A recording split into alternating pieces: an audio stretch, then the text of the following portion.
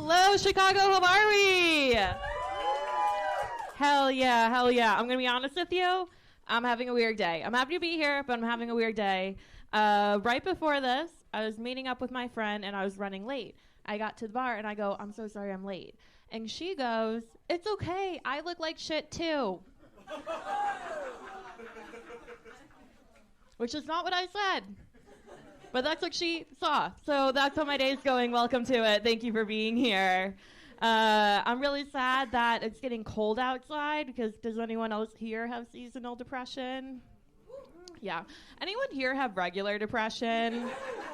And get a little annoyed at the people who get to hop on your mental illness when it's trending, and then they just go live the rest of their life. Like, I get it. Compared to someone with perfect mental health, oh, you're feeling a little sad. But if you've never had a full mental breakdown at a Cubs game, or like kill the vibe at a 4th of July barbecue, I don't want to hear from you. All right? It's like those people who say they went to college in Chicago, and then you find out they went to Northwestern. Your purple line struggles are not the same, babe. I went to Northwestern. I was reading about how when women were sad hundreds of years ago, they used to take them to the beach to fix everything. And I'm not saying I'm not grateful for modern medication or the couple of human rights I've gained, but why did we take away that option? Why can't it be both?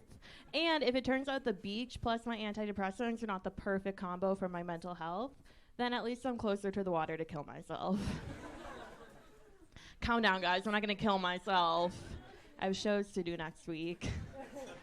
It's interesting how different generations think about mental health, right? Because you have one end of the spectrum with boomers who don't even know the word emotion, let alone emotional intelligence. And then you have the other side of Gen Z who just coined the term mentee B for mental breakdown, which is the most Gen Z thing ever to say, oh, I just had a little mentee B, so that you don't have to admit that you ugly cried for so long you threw up today. That hit too close to home, and I'm sorry for you. I'm sorry. I feel your pain. Speaking of boomers, my parents are in town recently. My dad was here to help me with a home renovation project, and I learned that if you ever want to throw off a 60-year-old man, take him to a Home Depot that's not his normal Home Depot to go to. The only time I've had home turf advantage, okay? It felt pretty good that day. They're at an age where they're taking care of their parents now, but they're also still kind of taking care of me in a way they probably hoped I'd have a partner to do by now. Like, I'm old enough to have my own health insurance, but they're the emergency contact on it. And I kind of worry that one day I'm going to call them from jail, and I don't know if they'll be more upset that I got arrested or that I still don't have a husband to bail me out. I went through a breakup this year, which is what comedians do when we run out of new material. After that breakup, I hooked up with a friend of mine, which I shouldn't have done. Someone gasped. Oh, my God. Okay. I hooked up with a friend of mine. I shouldn't have done that because, like, do you ever hook up with someone and it's so bad you don't even update the list on your notes app? It was like that. I'll be honest with you. I don't sleep with a lot of successful people, okay? I know that because I'm allergic to down pillows, and I've never gone home with someone and had to wonder if that would be an issue. Like, I'm worried about waking up with chlamydia, never with an allergic reaction. I did try to elevate my dating roster this summer. I dated a pediatrician, and our lifestyles were too different. Like, he helped children all day, and I watched ASMR carpet cleaning TikTok until it was time to come here and, like, do my little comedy thing. And when you're that different, you cling onto anything you have in common. But turns out you cannot build a relationship on the fact that you both go through a lot of Pedialyte every week, but for very different reasons. I tend to overuse the phrase, do it for the plot, as a way to justify my bad decision making. And I'm learning that eventually the plot needs character development. Like, I'm having a hot girl summer, and that's really fun, but it's November. I need to go inside.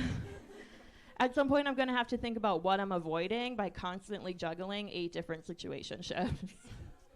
One of those situationships pointed out that I use the word babe platonically and dude romantically.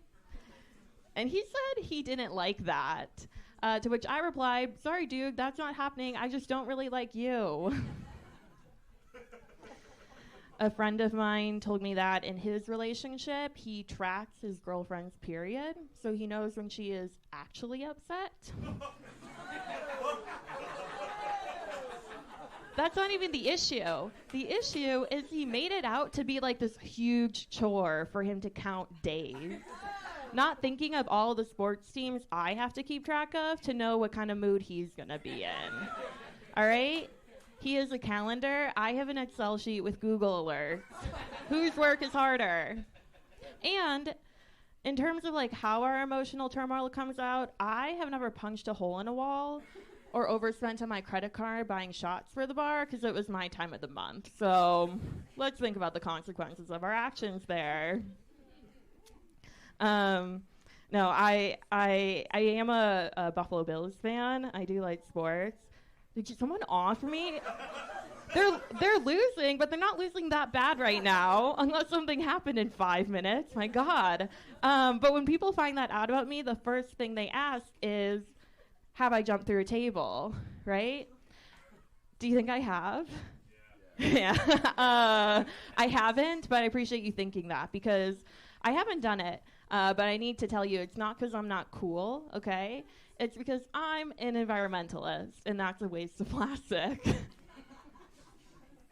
All right, some of you were like, no, she should jump through a table. We're done listening to her. That's fine. I used to work at a grocery store, and the worst part about any customer service job is the customers, right? They're rude, they're mean, only the weird ones hit on you. And I work the night shift. So I thought that rock bottom is being hit on by the kind of people who go grocery shopping at 1 a.m. Until one night I learned rock bottom is being actively not hit on by the kind of people that go grocery shopping at 1 a.m. Okay, I once had a guy come through my line and he said, "You have a beautiful smile." And then his friend said, "No, she doesn't." And they argued about it in front of me. So tip your bartenders, everyone. My name's Grace Piotrowski. Thank you so much.